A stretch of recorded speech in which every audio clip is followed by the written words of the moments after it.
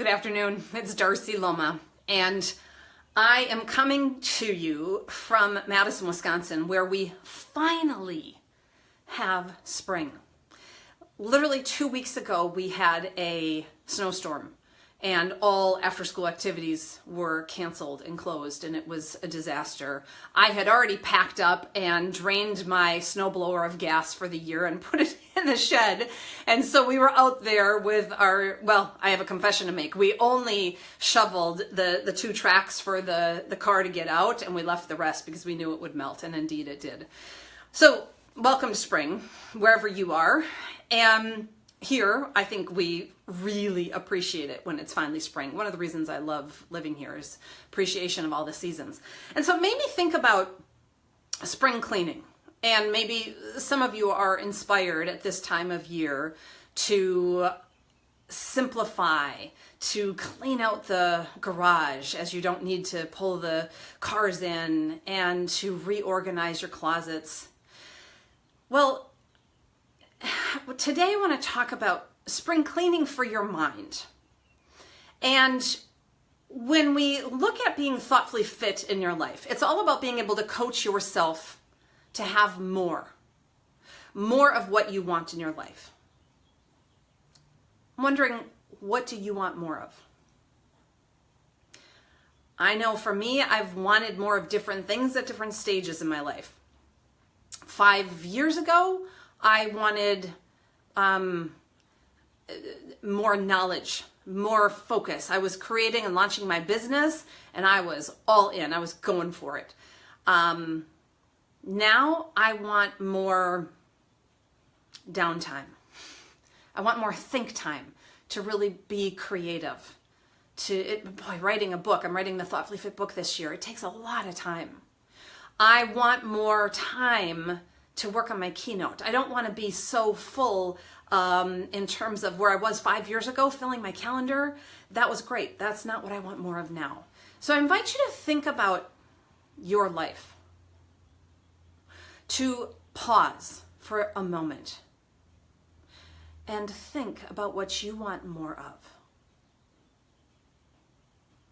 Because when you have more awareness, then you can be thoughtful on how you act. And today I want to give you something very concrete. As you are identifying what you want more of, whether it's personally or professionally. I work with a lot of people who want to be high performing in their life, in their organization, and their teams. And so as you identify what you want more of, I want to give you just a quick framework for what might help you have more time and energy to create space for that. So all you need is a piece of paper and a pen. And if you don't have one, you can hit the pause button, go get it. If you're watching live, go run and get one, or you can watch this afterwards. We'll put the recording up on Facebook. And what I want you to do is start out on your paper by just writing down all of those things that you do in any given week. You run errands, you exercise, you cook, you go to work, whatever it is, every single thing that you do that fills your days. And this may be an exercise that you come back to, that you start your list and then you think of other things as you are at yoga, or you're out walking the dog, or you're talking to your spouse over dinner tonight. So feel free to come back to it or keep adding to it. So step 1 is to just get really clear on, how do you fill your days? What is it that you're doing with your time? Step 2 now is to pull back and reflect on your list. And I'm going to challenge you to highlight or circle the 3 things that bring you the greatest joy, that bring you the greatest happiness, the most fulfillment. 3 things that you want more of in your life.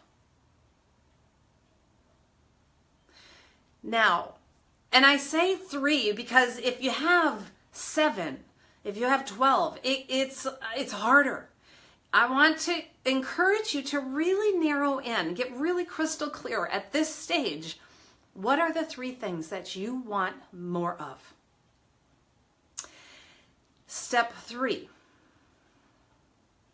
Now, for some of you, this step might be harder. For some, it might be easier. I want you to take a big old black Sharpie or a pen and cross off the 3 things that drain your energy. The 3 things that are a distraction from you having more joy. The 3 things that you dread doing. Once you have that, and again, it's not the 23 things. We're not looking to recreate your entire life in a moment. Just like if you start spring cleaning, you're not going to take everything out of every closet and put it out on the lawn. You're going to start right where you are and tackle it. You say, okay, this is the first closet we're going to do, or this is the first room, or the basement, whatever. Now, step 4 is to identify one action step that you can take that will help you get closer to having more of what you want and less of those things that you don't want. Those things that drain you, that bring your energy down. This is where it might get hard. Or maybe it's easy. I mean, I'm going to invite you for a minute just to make it easy. If there was an easy step that you could do, maybe you say, I need to say no to this committee I'm on. I've been wanting to say no for the last year. That's my action item. Maybe your action item is, I need to say yes to more yoga, or just finally signing up and becoming a member instead of just doing the punch cards and sort of semi-committing. It doesn't matter how big or small your action item is. What matters is that you create one. Invitation to make it an easy action item. I was doing a teleconference last week so I teach the UW-Madison Professional Life Coaching Certificate course, and we have a series of teleconferences throughout the year. And last week we had one of our teleconferences, and we were brainstorming powerful questions. And somebody on the call said, what do you want me to dare you to do right now? Oh, I love that question.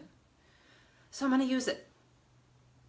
What do you want me to dare you to do right now that you wish you could have full permission as your action item to move forward, to create the space in your life to really have more of what you want more of, and to let go of those things that aren't working for you,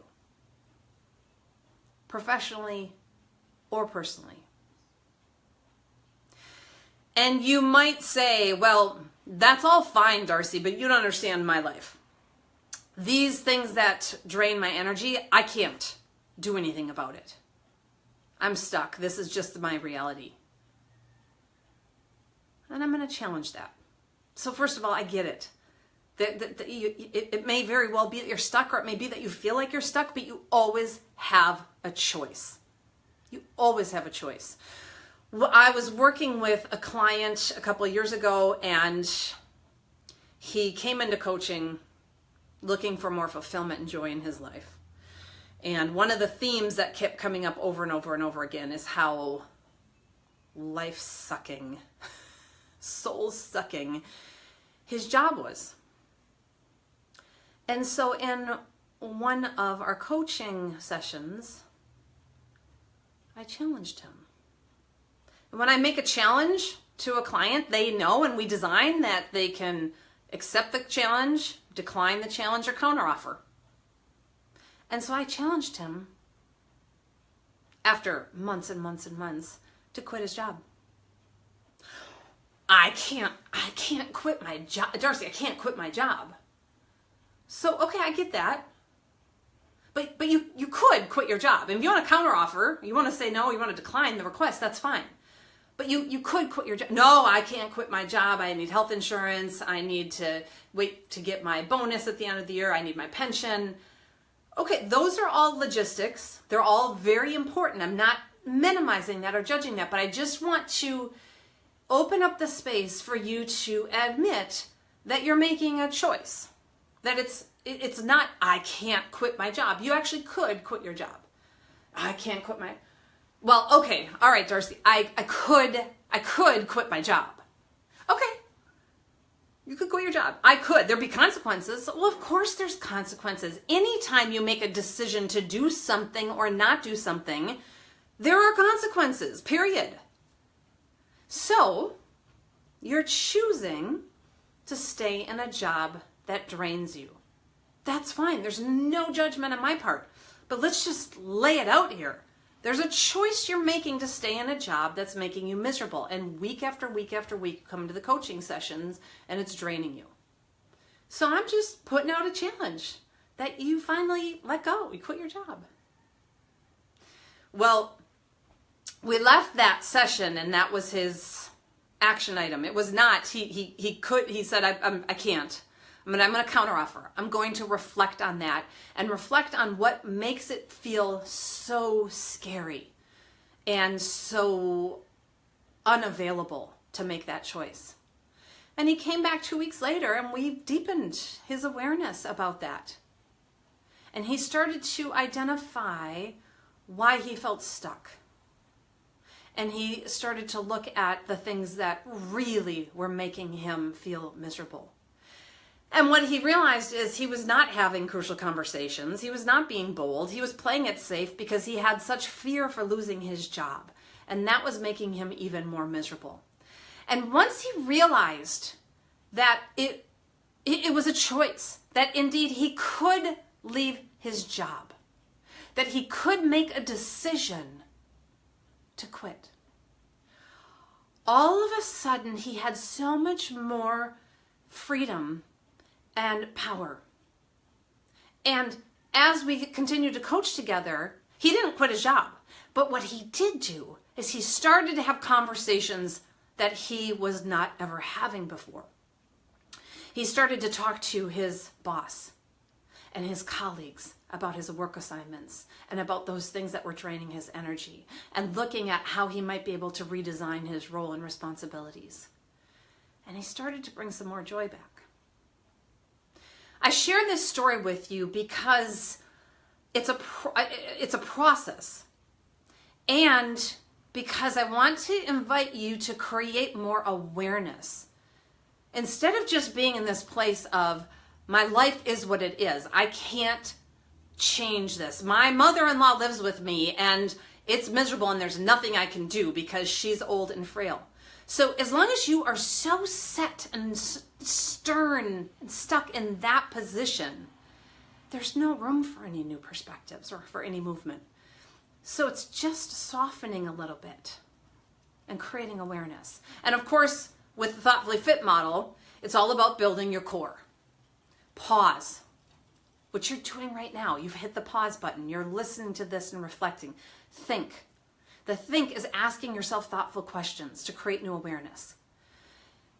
What activities in my week bring me joy?